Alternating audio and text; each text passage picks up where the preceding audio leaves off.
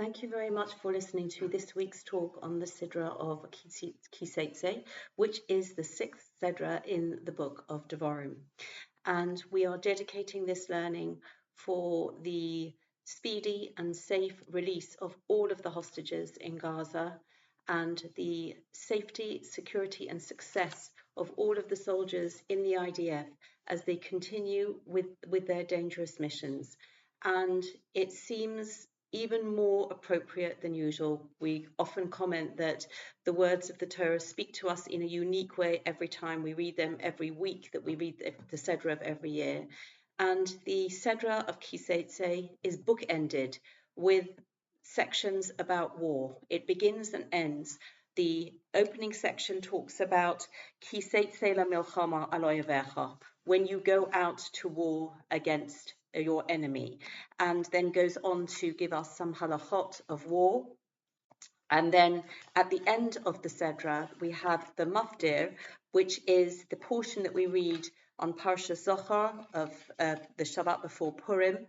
And that again tells us to remember Amalek, our obligation to remember the war that we had against Amalek. And so in between these two sections dealing with war, we have the most densely mitzvah packed. It is a mitzvah marathon of Sedra packed with a total of 74 mitzvahs. We have 74 mitzvahs. We have 27 mitzvahs saseh, 27 mitzvahs that require us to perform an action, and 47 mitzvahs lo saseh, 47 prohibitions. And so in all of this, as we read it, the second Shabbat of Ellul, so really we are halfway through this unique month of opportunity to prepare ourselves for the coming year, for Rosh Hashanah, for the whole concept of looking back at the previous year, looking forward to the next year. So much opportunity and so many rich lessons that are particularly pertinent to us. And certainly the themes of war, as we are engaged in these physical wars for our survival. When we look through the mitzvahs, this action-packed, mitzvah-packed Sedra, I think it's possible to reflect that however hard the physical battles are, the spiritual battles, the temptation for us to do things that we shouldn't do, is so great that these kind of battles, these spiritual battles that we are also so acutely aware of right now in the month of Ellul, these are as hard as the physical battles. We have real-time knowledge of these physical battles right now, perhaps in a way previously we didn't have to this extent, but really the spiritual battles that we're dealing with, these are as intense, as constant, and we are, just like you need to have army training, you want your soldiers to be fit, you want them to have phenomenal strategy. In an article in the Sunday Telegraph, Jake Wallace Simpson wrote, I think Simpson Simons wrote an article about the kind of strategy that Sahal has to employ in order to go into the tunnels and please, with God's help, because honestly, reading this article about how they're navigating in the darkness and how they have to be so careful of booby traps, and they've had to adapt their strategy and in order to take out this evil incarnate enemy that hides in the darkness underground. And really, we just reading about the physical battles and the physical effort involved was another level of appreciating what these incredibly brave people are doing. May Hashem protect them and bless them with success in their efforts to protect Am Yisrael and Eretz Yisrael. But we can use that as a measure really of understanding how difficult our spiritual battles are as well. And there is if we could, because if you look at the content of these 74 mitzvahs, they are so wide-ranging.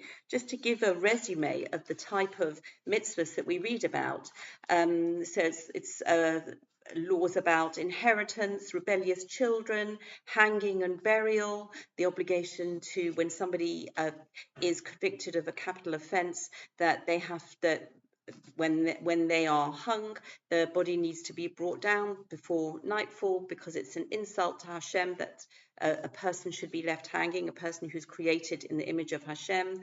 Care for another's property, prohibition against cross-dressing, sending away the mother bird, obligation to put guardrails, a fence around your roof, forbidden mixtures, caution with saras, security for loans, paying wages on time, returning lost property, care for another's property, returning lost property, testimony of relatives, obligation to help converts, widows and orphans, and at the end we have the obligation to remember Amalek. So all of this, if we could perhaps think of one phrase that is going to give us a platform to help us as we approach halfway through Ellul, how can we summarize? How can we choose to focus on one particular phrase and use that to bring our observation of all of the mitzvahs that apply to us to such a high level that we are really using this month of Ellul in the best possible way?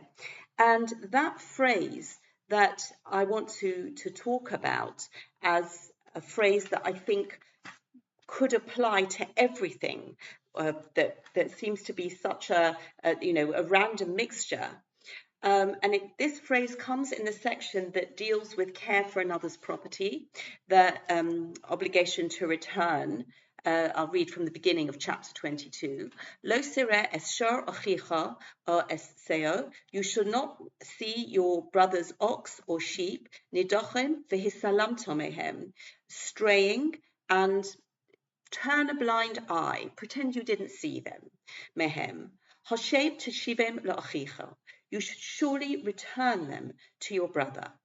Im lo korov achicha elecha. But if your brother is not near to you, velo yodato, and you don't know to whom these animals belong, va'asafta el teich beisecha, you should bring it into your house. V'haya imcha ad derosh achicha osei v'hashevo solo, and it should remain with you until your brother seeks it out, and you return it to him.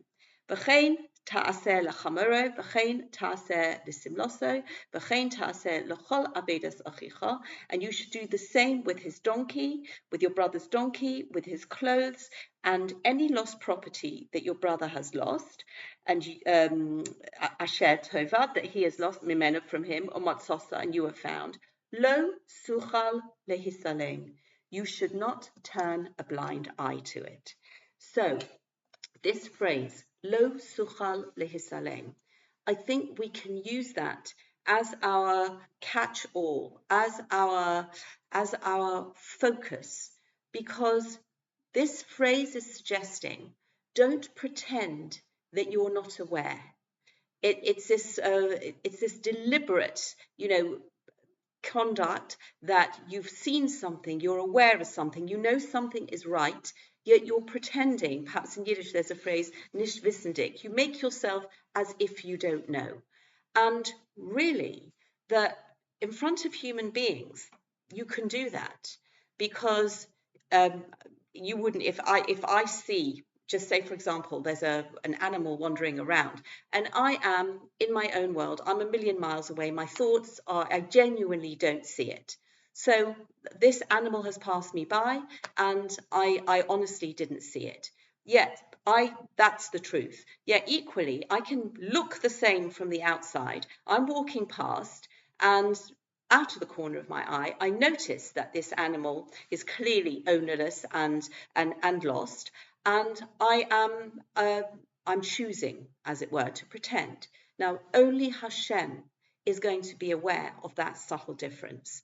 And what I think, as we look through all of this marathon of mitzvahs, is that we need to bear in mind that we cannot possibly ever make ourselves as if we are blind, as if we don't see something that we really see.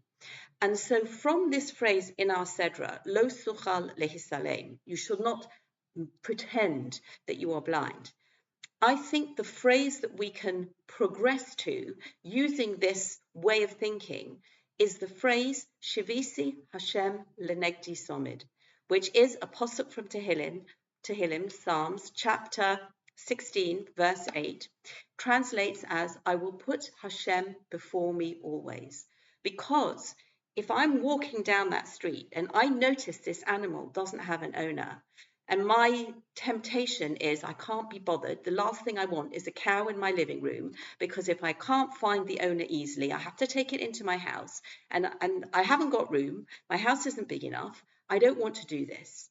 And if I am putting Hashem before me, front, back, and center in my life, then I can't indulge in that subterfuge. I can't pretend that I didn't see. And there's a very beautiful opening section of the Tetze Shulchan Aruch, which is the abbreviated halachic compendium. And it begins with this phrase, Shivisi Hashem lenegdi somid. And it's just worth reading. I have set Hashem before me always. This is a fundamental rule of the Torah and of the attributes of the righteous who walk before God. For we cannot compare a person's lifestyle, his activities and affairs when he is alone, to his lifestyle and activities and affairs when he is before a great king. Similarly, his conversation and speech when he is among family or relatives cannot be compared to what they would be in the presence of a king, because then he would certainly take special care that all his activities and conversations be refined and correct. How much more so when you contemplate that Hashem, the greatest of kings, the Holy One, blessed is He, whose glory fills the entire world, stands above you and views your actions. As it is said, if a person will hide in hidden places, shall I not see him, says the word of Hashem? Do I not fill the heavens and the earth? Bearing this in mind, it is certain that you will immediately acquire a feeling of reverence and submissiveness for the awesomeness of Hashem, blessed be He, and be ashamed to sin before Him. And I think that we are, if we are able to live our lives in this way, to remember both of the phrases, the phrase of lo suchal lehisalem, you are not able to make yourself blind. Shivisi Hashem lenegdi somid. You are putting Hashem before you always. And in this way, I think that we are going to really be able to look at these 74 mitzvahs, see how in each situation, by having the mantra in front of us, we are going to be able to rise to the occasion, to overcome the temptation to either do or not do whatever is forbidden. And in this way, really improve our spiritual stamina, work on our way of conduct, our way of speaking, acting, thinking. And that is something that is what Ellul is all about. And interesting, another of the mitzvahs that appear in this week's Sedra is the obligation to remember what Hashem did to Miriam when you came out of Egypt. And this requirement, which is very respectfully phrased, refers to the time when Miriam spoke Lashon Hora about Moshe Rabbeinu together with Aaron. And the concept, this is actually one of the 6 remembrances that we say after the morning prayers. 6 things, obviously 6 very important things that we need to remember. And the importance of remembering this prohibition against Lashon Hora shows that nobody is above the consequence if they speak it. Our greatest leaders, any human being, can be tempted, can be in a situation where they will speak in this way.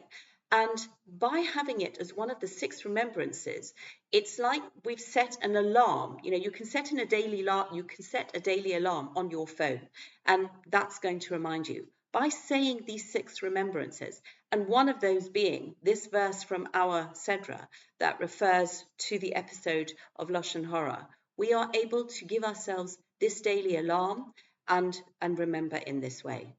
And just concluding with the section that talks about the war against Amalek. And just to read these verses that we read every year, well, twice a year actually, once when we read the Sedra of Tetze and once when we, on the Shabbos before Purim.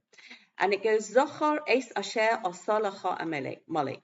Remember what Amalek has did to you, Baderech, on the way, but B'tseischa mimitzrayim, when you went out of Egypt.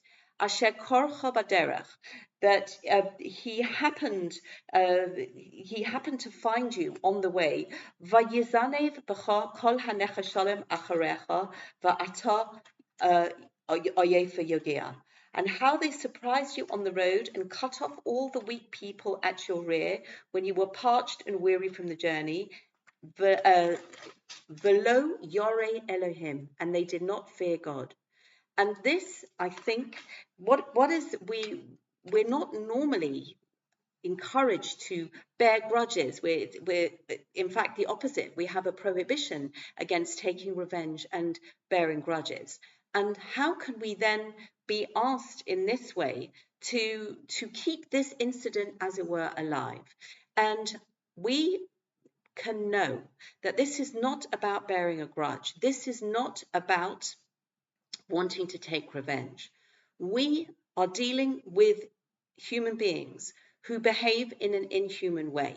And they behave in an inhuman way, below Yorei Elohim.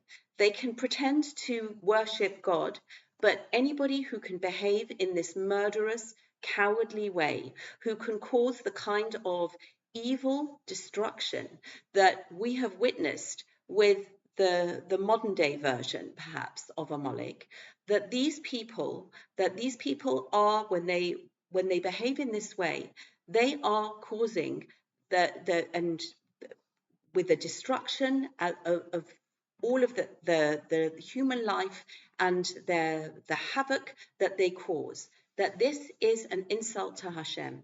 And so I think when we end with this section, bookending with war, at a time of war, at a time of dealing with people who are acting in a way, if not identical, very similar to what Bnei Yisrael experienced with Amalek, that this is something that we have to remember. This is something that we have to unite. This is something that we have to defeat. And we remember and we don't forget, because please God, when it's going on, and we should emerge victorious and we should emerge united. We don't need to have set a reminder on our clock. But please God, when it's over, this is something, the lessons that we learn, the unity that is required in order to defeat these evil enemies, this is something that we must never forget. And may Hashem bless everyone with a peaceful Shabbos, that we hear good news and we are able to internalize the book-ending messages of wartime and all of this, the mitzvahs in between, as we place Hashem before us always. And in this way, we are going towards Rosh Hashanah and preparing ourselves in the best way. Thank you very much, and Shabbat Shalom.